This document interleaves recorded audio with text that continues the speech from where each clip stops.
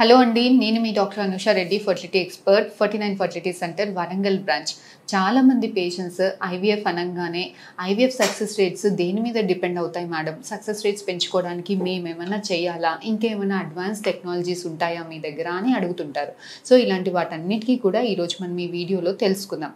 IVF success rates వేటి మీద depend అవుతాయి? యూజువల్గా సక్సెస్ రేట్స్ పేషెంట్స్ మీద డిపెండ్ అవుతాయి, డాక్టర్ మీద డిపెండ్ అవుతుంది అండ్ ల్యాబ్ మీద డిపెండ్ అవుతుంది. ల్యాబ్ ఇన్ఫ్రాస్ట్రక్చర్ ఎంత బాగుంది ల్యాబ్ అన్న దాని మీద డిపెండ్ అవుతుంది. పేషెంట్ ఫ్యాక్టర్స్కి వస్తే పేషెంట్ ఏజ్ ఎంత ఉంది. చాలామంది పేషెంట్స్ ఐవీఎఫ్ యంగ్ ఏజ్లో వేరే కారణాల వల్ల చెప్పినా కూడా మాకు ఏజ్ చిన్నదే కదా, పెళ్ళే ఎక్కువ రోజులు అవ్వట్లేదు కదా, ఇంత తొందరగా అంత పెద్ద ట్రీట్మెంట్కి ఎందుకు వెళ్ళాలి అని డిలే చేస్తుంటారు. కాకపోతే ఫీమేల్ ఏజ్ అనేది చాలా ఇంపార్టెంట్. ఐవీఎఫ్లో అన్ని పారామీటర్స్ ఒకేలాగా ఉన్నా కూడా ఒక 25 ఇయర్స్కి ఉన్న ఫీమేల్కి ఉన్న సక్సెస్ రేట్స్ 35 ఇయర్స్ ఉన్న ఫీమేల్కి అన్ని పారామీటర్స్ ఒకేలాగా ఉన్నా కూడా అంత సక్సెస్ ఉండదు. ఎందుకంటే ఏజ్ పెరుగుతున్న కొద్దీ ఎగ్ నెంబర్ తక్కువ ఉంటుంది, ఎగ్లో క్వాలిటీ ఇష్యూస్ కూడా వస్తాయి. ఏజ్ 35+ అవుతున్న 40 ఇయర్స్ నియర్ అవుతున్న కొద్దీ ఎగ్లో జెనెటిక్ ఇష్యూస్, అంటే ఆ ఎగ్ తోటి వచ్చిన బేబీలో జెనెటిక్ ఇష్యూస్ కూడా ఉండేదానికి స్కోప్ ఎక్కువగా ఉంటుంది. 30 ఇయర్స్ లోపల ఒక 10 ఎంబ్రియోస్ తయారీ అవుతాయి. 7 ఎంబ్రియోస్ జెనెటికల్గా నార్మల్గా ఉంటాయి, 3 అబ్నార్మల్గా ఉంటాయి. అదే ఒక 40 ఇయర్స్ ఫీమేల్స్కి అదే 10 ఎంబ్రియోస్ ఉంటే 3 ఎంబ్రియోసే మాత్రమే నార్మల్గా ఉంటాయి, 7 to 8 ఎంబ్రియోస్ అబ్నార్మల్గా ఉంటాయి. సో ఇలాంటి అబ్నార్మల్ ఎంబ్రియోస్ చూడటానికి నార్మల్గా ఉన్నా కూడా పెట్టినప్పుడు అతకకుండా ఉండేదానికి, సక్సెస్ అవ్వకుండా ఉండేదానికి, ఒకవేళ సక్సెస్ అయినా కూడా అబార్షన్స్ అయ్యేదానికి, ఒకవేళ కంటిన్యూ అయినా కూడా ఫ్యూచర్లో జెనెటికల్గా అబ్నార్మల్ బేబీస్ పుట్టేదానికి స్కోప్ ఎక్కువగా ఉంటుంది. సో మీ డాక్టర్స్ ఎవరైనా మీకు ఐవీఎఫ్ సజెస్ట్ చేసినప్పుడు వీళ్ళంత త్వరగా చేయించుకున్నప్పుడు సక్సెస్ రేట్స్ అనేవి ఎక్కువగా ఉంటుందండి. ఇదే కాకుండా మనం ఎంత వెయిట్ ఉన్నామో వీళ్ళంత మటుకి నార్మల్ రేంజ్లో ఉండేలాగా చూసుకోవాలి. వెయిట్ పెరుగుతున్న కొద్దీ ఎగ్లో క్వాలిటీ తగ్గుతుంది, ప్లస్ గర్భసంచిలో బేబీని అతికించుకునే శక్తి కూడా తగ్గుతుంది. అదే మగవాళ్ళల్లో స్పర్మ్లో క్వాలిటీ కూడా తక్కువ ఉంటుంది. సో వీళ్ళంత మటుకి వెయిట్ నార్మల్గా ఉండేదానికి హెల్దీ లైఫ్ స్టైల్ అలవర్చుకునేదానికి ట్రై చేయాలి. హెల్దీ లైఫ్ స్టైల్ అనగానే ఆల్కహాల్ కన్జంప్షన్ వీళ్ళంత తక్కువగా ఉండేలాగా చూసుకోవాలి. Smoking, gutka, paan should be complete no.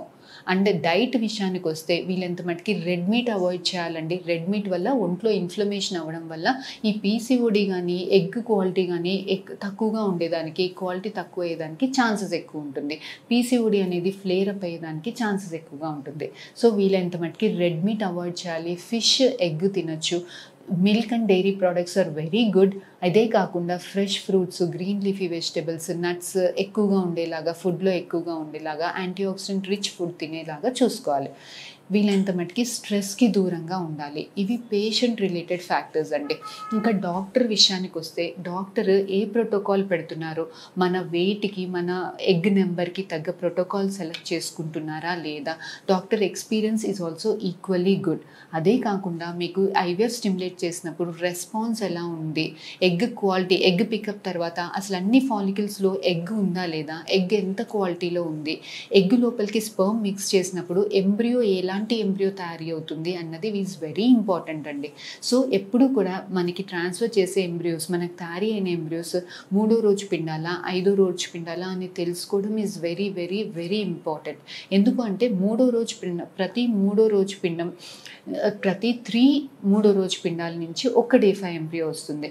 Day 3 ఎంబ్రియోస్ని transfer చేసుకున్నప్పుడు అది ఫెయిల్ అయినప్పుడు మనకి గర్భసంచి పట్టుకోలేక ఫెయిల్ అయిందా, లేదంటే బేబీ లోపల పెరగలేక ఫెయిల్ అయిందా అన్న నాలెడ్జ్ అనేది ఉండదు. అదే మీరు డే 5 ఎంబ్రియో ట్రాన్స్ఫర్ అంటే డే 5వ రోజు మటుకి పెరిగిన పిండాన్ని ట్రాన్స్ఫర్ చేసుకున్నప్పుడు ఇట్ ఈస్ 5వ రోజు మటుకి ల్యాబ్లో పెరిగింది అంటే పిండం అనేది వెరీ గుడ్ క్వాలిటీ పిండం అయ్యి ఉంటుంది. సో ఇలాంటి ఎంబ్రియోని పెట్టుకున్నప్పుడు మనకి జనరల్గా సక్సెస్ అయ్యేదానికి స్కోప్ ఎక్కువగా ఉంటుంది. సో ఇలాంటి ఎంబ్రియోస్ పెట్టాక కూడా ఫెయిల్ అవుతుంది అని అంటే ఇద్దరు బేబీలో జెనెటికల్ ప్రాబ్లమ్స్ అయినా అయి ఉంటాయి, లేదంటే గర్భసంచిలో ఇంకేమైనా ఇష్యూస్ అయ్యి ఉంటాయి. సో గర్భసంచి గురించి మాట్లాడుకున్నప్పుడు ఐవీఎఫ్ సక్సెస్ అవ్వాలంటే గర్భసంచి లోపల ఇంకేమైనా ప్రాబ్లమ్స్ ఉన్నాయా, గర్భసంచిలో ఫైబ్రాయిడ్స్ ఉన్నాయా, అడినోమయోసిస్ వాపు ఉందా, లేదంటే ఎండోమెట్రియల్ థిక్నెస్ ఎంత ఉంది, 8 mm ఉందా, ట్రిపుల్ లైన్ ప్యాటర్న్ ఉందా, ఆ ఎండోమెట్రియానికి బ్లడ్ సప్లై బాగుందా లేదా అన్నది కూడా చాలా ఇంపార్టెంట్ అండి. అండి. మనం గర్భసంచిని ఎంత మంచిగా ప్రిపేర్ చేసుకుంటున్నామో డే 5 ఎంబ్రియో ఫ్రెష్ ట్రాన్స్ఫరా, ఫ్రోజన్ ట్రాన్స్ఫరా అన్నది కూడా చాలా ఇంపార్టెంట్. ఫ్రెష్ ట్రాన్స్ఫర్ కన్నా ఫ్రోజన్ ట్రాన్స్ఫర్ చేసినప్పుడు సక్సెస్ రేట్స్ అనేవి ఎక్కువగా ఉంటాయి. సో మనకి ఎగ్ క్వాలిటీ ఎలా ఉంది, మన ఎంబ్రియో క్వాలిటీ ఎలా ఉంది, మన ఎంబ్రియో ఏ రోజు ఎంబ్రియో బ్లాస్టోసిస్ట్ డే 5 ఎంబ్రియోనా, ఎండోమెట్రియం ఎంత బాగా రెడీ అయింది అన్నది ఇన్ఫర్మేషన్ అనేది చాలా ఇంపార్టెంట్ ఐవీఎఫ్ సక్సెస్ రేట్స్లో. ఇదే కాకుండా ఇంత మంచి day 5 2 times good quality embryos పెట్టినాక కూడా ట్రిపుల్ లైన్ ప్యాటర్న్ ఎండోమెట్రియం ఉన్నాక కూడా ఐవీఎఫ్ సక్సెస్ అవ్వట్లేదు అని అంటే వాట్ నెక్స్ట్ ఇంకేమైనా అడ్వాన్స్ టెక్నాలజీస్ ఉన్నాయా, అసలు ఎందుకు ఫెయిల్ అవుతుంది, ఇంకేమన్నా చేసుకోవచ్చా అన్న టాపిక్ గురించి మాట్లాడుకున్నట్టయితే ఎస్ అండి, ఐవీఎఫ్లో అడ్వాన్స్డ్ ఐవీఎఫ్ పీజీటీఏ టెక్నిక్ వల్ల ఎంబ్రియోస్ జెనెటికల్గా నార్మల్గా ఉందా లేదా అని తెలుసుకొని ఎంబ్రియోస్ని టెస్ట్ చేసి జెనెటికల్గా నార్మల్గా ఉన్న ఎంబ్రియోని సెలెక్ట్ చేసుకొని అలాంటి ఎంబ్రియోని ట్రాన్స్ఫర్ చేసినప్పుడు ఐవీఎఫ్లో సక్సెస్ రేట్స్ అనేవి 50 to 60% ఇంక్రీజ్ అయ్యేదానికి స్కోప్ ఉందండి. ఇదే కాకుండా చాలామందికి జెనెటికల్ అప్పుడప్పుడు యూజువల్గా normal blastocyst success rates will be around 40%. ఈ పీజీటీఏ అంటే జెనెటికల్గా టెస్ట్ చేసిన embryo success rates will be around 70%. ఇలా జెనెటికల్గా నార్మల్ ఎంబ్రియో పెట్టాక కూడా ఫెయిల్ అవుతుంది అని అంటే 2 టైమ్స్ పెట్టాక కూడా ఫెయిల్ అవుతుంది అని అంటే గర్భసంచిలో ఏ టైంలో ఎంబ్రియో పెడితే సక్సెస్ అయ్యేదానికి ఛాన్స్ ఉంది అని తెలుసుకునే టెక్నిక్ ఇస్ ఎరా. సో ఈ ఎరా టెస్ట్ వల్ల ఎగ్జాక్ట్ టైమింగ్ ఏ టైంలో పెడితే బేబీ అతికేదానికి స్కోప్ ఎక్కువగా ఉంటుంది అన్న టైమింగ్ అనేది ఆ టెస్ట్ మనకి రిపోర్ట్ ఇస్తుందండి.